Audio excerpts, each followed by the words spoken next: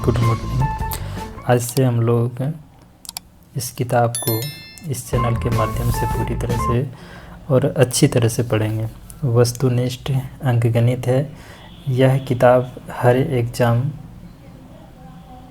के लिए अच्छा होता है, चाहे वो किसी भी तरह का कॉम्पिटिटिव एग्जामिनेशन हो। तो इसमें सबसे पहले आज हम लोग स्टार्ट करेंगे संख्या पद्धति। संख्या पद्धति में है क्या, नंबर सिस्टम जिसको कहते हैं। इसमें सबसे पहले हम लोग सभी संख्याएं के बारे में पढ़ेंगे। तो ये संख्या होता है क्या है। संख्या को समझने के पहले सबसे पहले हम लोग अंक को समझेंगे। अंक जिसे हम लोग डिजिट कहते हैं। अंक कितने होते हैं? अंक मात्र 10 होते हैं।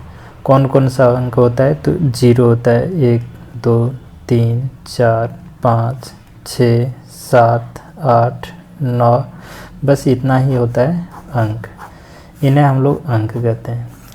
अब संख्या यहीं से निकलता है, जिसको हम लोग नंबर कहते हैं। तो ये संख्या किसे कहेंगे?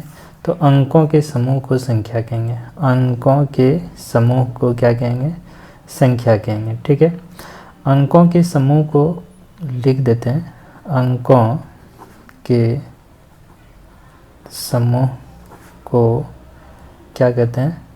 संख्या कहते हैं। ठीक है, वह अंकों के समूह को संख्या। देखिए सबसे पहले ये तो हमारा डिजिट है ना, अंक है, इसमें एक एक अंक है। अब ये सभी अंक को अगर हम रिपीट करें या फिर एक अंक दूसरे अंक से मिला दें तो हमें संख्या प्राप्त हो जाती है। जैसे 1 और 0, ये दोनों एक अलग अलग अंक है। ये दोनों अंकों को अगर मिलाए तो हमें संख्या प्राप्त हुआ। या फिर इसे हम रिपीट भी कर दें तो फिर भी हमें संख्या मिलती है। 1 2 मिला दिए, संख्या मिल गया।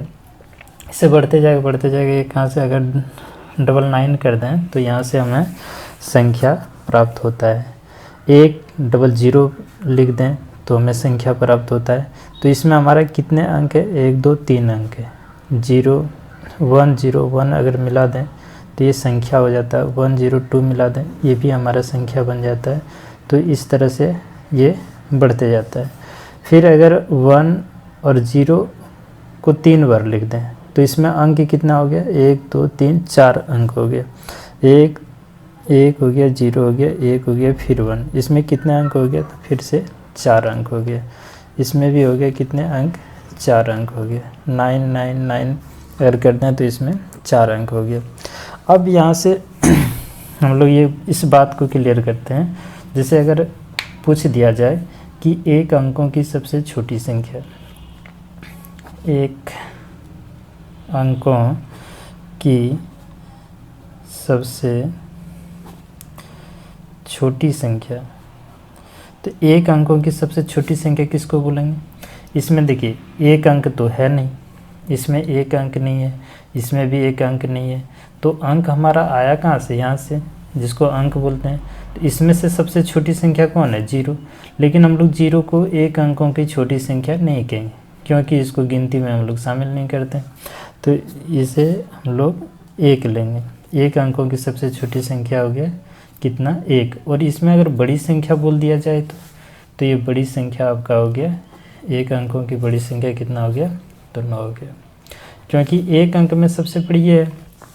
यहीं अगर आपसे पूछ दिया जाए कि 2 अंकों की सबसे छोटी संख्या, 2 अंक में सबसे छोटी संख्या कौन है?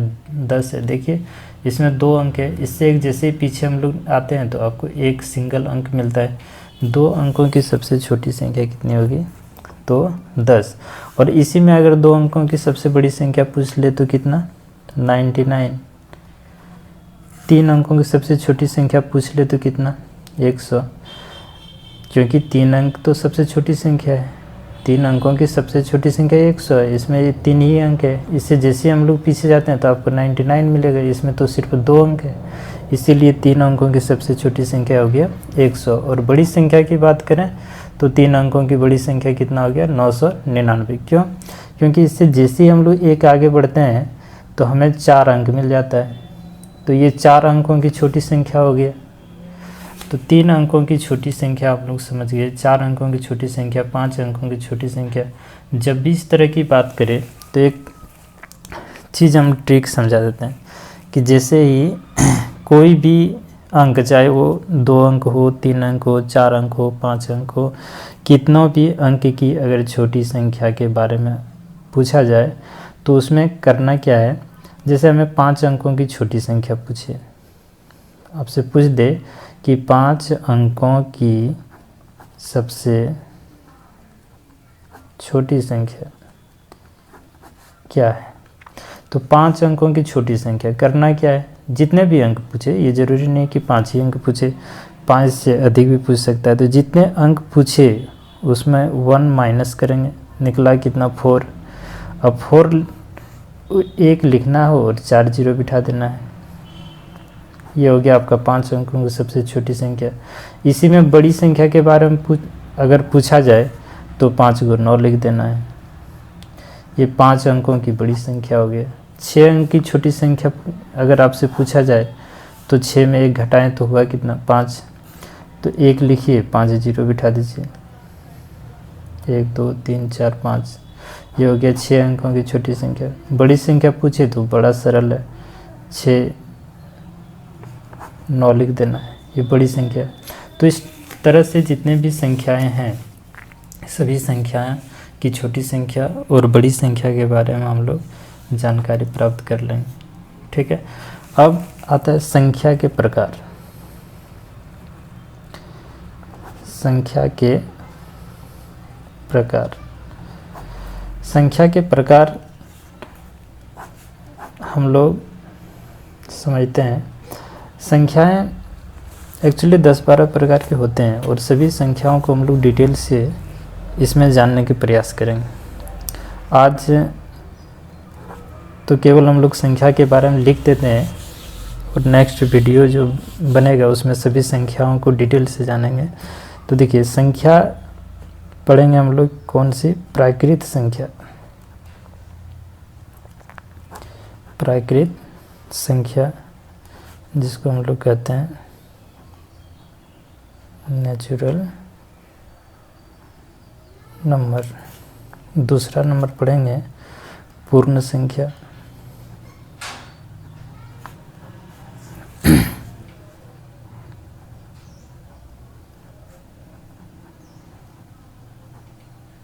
Whole number. तीसरा पढ़ेंगे पूर्णांक संख्या।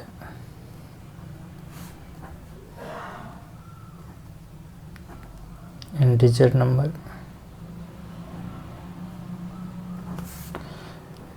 चार नंबर में सम संख्या।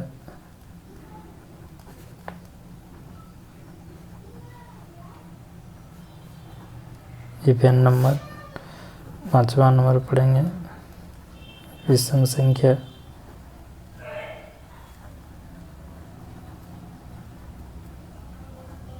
Odd number. छठा नंबर जो पढ़ेंगे अभाज्य संख्या। अभाज्य संख्या जो होता है इसका और एक नाम है जिसको हम लोग रूढ़ संख्या भी बोलते हैं। रूढ़ संख्या, इसको बोलते हैं प्राइम नंबर।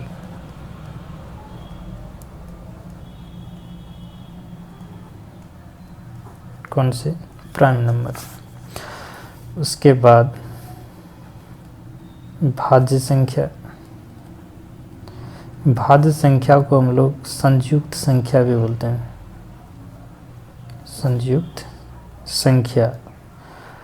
संयुक्त संख्या को हम लोग बोलते हैं कंपोजिट नंबर। Composite number. अच्छा, इसका और एक नाम है, इसको बोलते हैं यौगिक संख्या। यौगिक संख्या।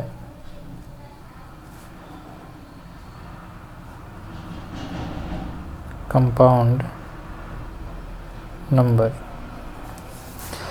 इसके बाद आठवां नंबर पढ़ेंगे सभाज्य संख्या। सभाज्य संख्या। सभाज्य संख्या को प्राइम नंबर। उसके बाद पढ़ेंगे परिमेय संख्या। परिमेय संख्या को रेशनल नंबर और 10वां नंबर में अपरिमेय संख्या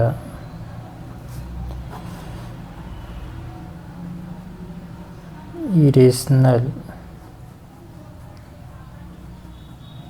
नंबर।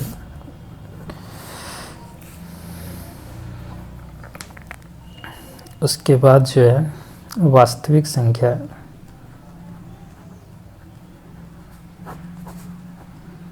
वास्तविक संख्या रियल नंबर। 12 नंबर में पढ़ेंगे अवास्तविक संख्या। अवास्तविक संख्या, ठीक है। इसका एक और नाम है काल्पनिक